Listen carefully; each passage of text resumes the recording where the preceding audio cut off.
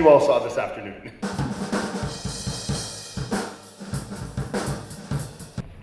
Now let's keep it on the carpet.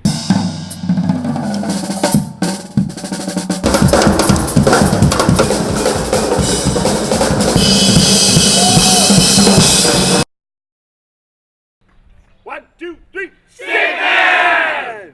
Stickman Drum Experience. Stickman Drum Experience. Come on!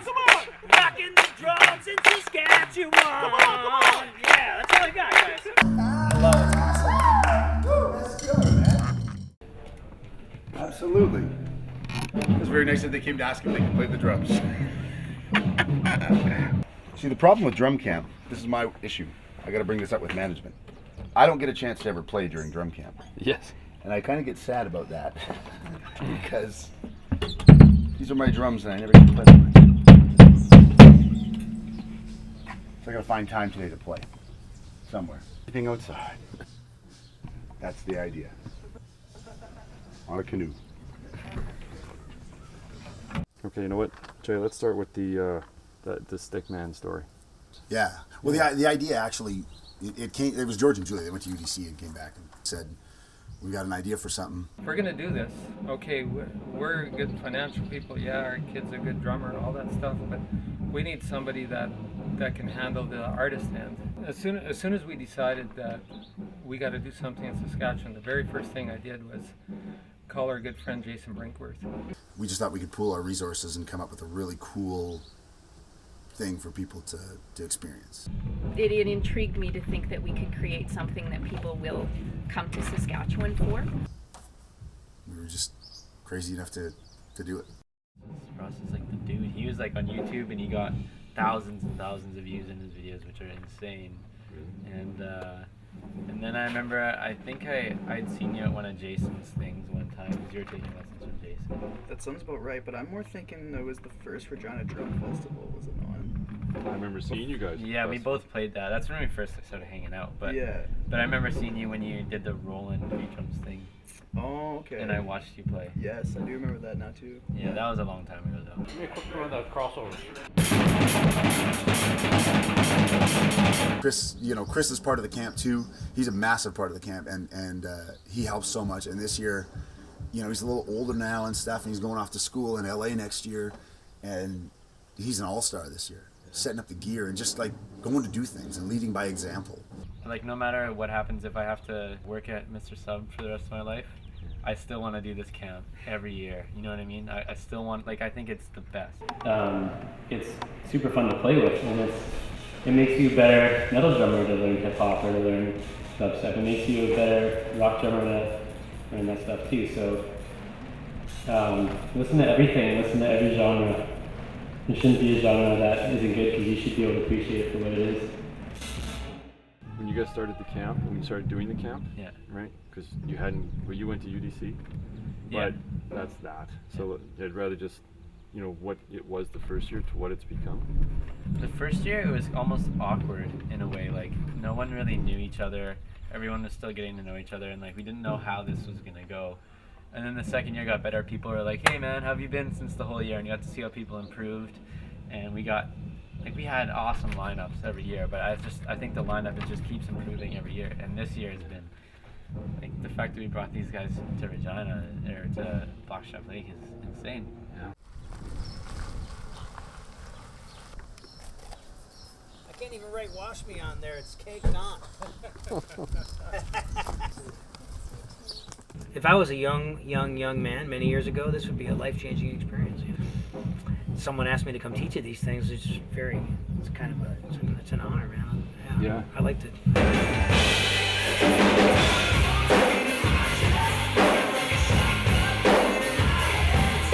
A song by an artist produced by Taylor Swift's producer that has got a very cool Alanis Morissette vibe.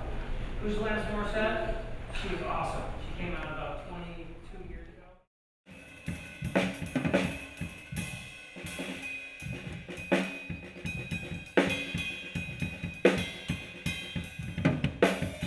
How did you guys end up here? This is beautiful. I actually don't know, because we were looking for a place, And we had sort of an idea in our mind of what we wanted. You know, we wanted it to be a very natural thing. We wanted it to be very Saskatchewan. You know, that's important to us.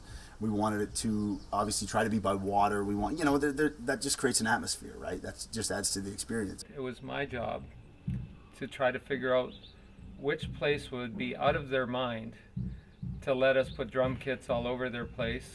I'm searching the internet, putting down retreats, you know, and I'm getting monasteries and what have you, right? And this Cedar Lodge thing came up and I go, hey, that looks pretty cool. Hey, and it's overlooking a lake, and that's what we kind of want. And then you come over this ridge and you go down this hill and there's all this water, and just over on the ridge on the left side is this beautiful lodge. And we just looked and went, wow.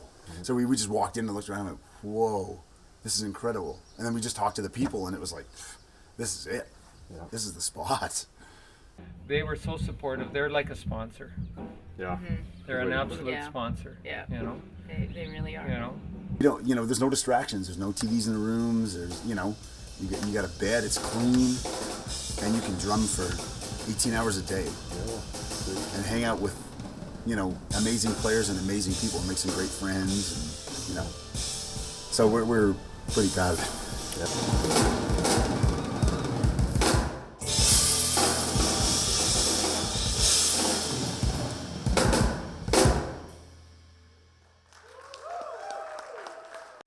Tell me the Rick story.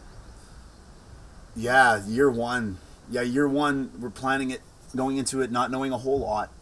And we were a month out. And we were going to pull the plug on April 30th if we didn't have 20 registrations, and we didn't. We weren't even close to 20. And and I get a Facebook message. And we had Lynn McKay sent in the registration for her husband Rick. And she explained that he had terminal cancer. And we've already sent you a check, and he will be there. And he had in there too something about thank you so much for doing this. This is like the most awesomest thing ever. Well, obviously everybody knew the story of Rick. Nobody knew that the camp went on sort of because that happened. At the last moment. At the last moment. Yeah. It was like the final hour of sort of us going, no, I don't think so. Yeah. And we looked at each other and we said, now you're screwed. Oh, yeah, exactly. No. There's no not doing it, right? Yeah. And Rick came out. And this was an absolute fantasy for him to come. It was something. His life stream, something on his bucket list. It was through the roof. He was not sick for 4 days. There was nothing.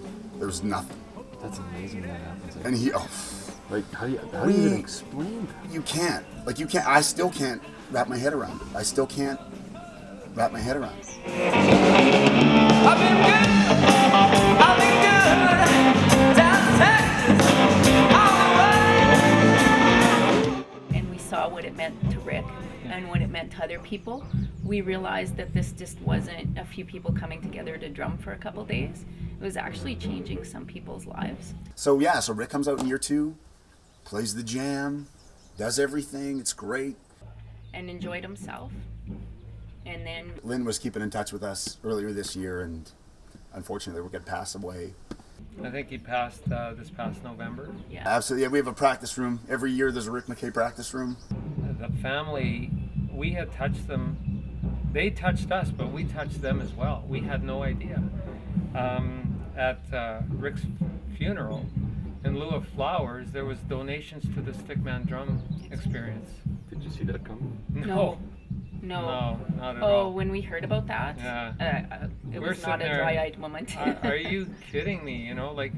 We really touched them, and they are a supporter of this experience. Here we go. Sing along. So if the camp is still here 20 years from now, you guys still coming 20 years from now, lugging grandkids with you? If we're still here 20 years from now. That's right, yeah, absolutely. Yeah, I hope to send the next generation out their footsteps. I've thought about how long I would keep coming, and I think it's going to be one of those things where I'll keep coming as long as they can keep coming. Okay, so what is it we hope to get from the camp now that you're here? What do you think? Experience and techniques that I can't learn on my own. Yeah. I think it's just cool learning from all the professional drummers, and it's just kind of inspiring seeing everyone on different levels and stuff. Yeah, just like learning small steps to get better and stuff, and it's also really inspiring. Yeah. So I think we got a commercial. Thank you, Rick. Well, and say it with me. It's not a camp. It's a retreat.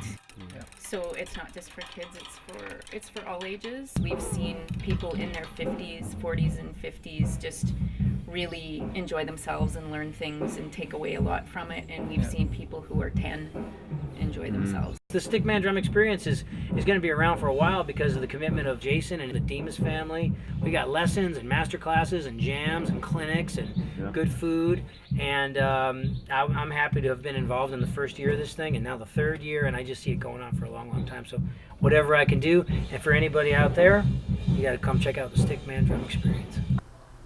Yes.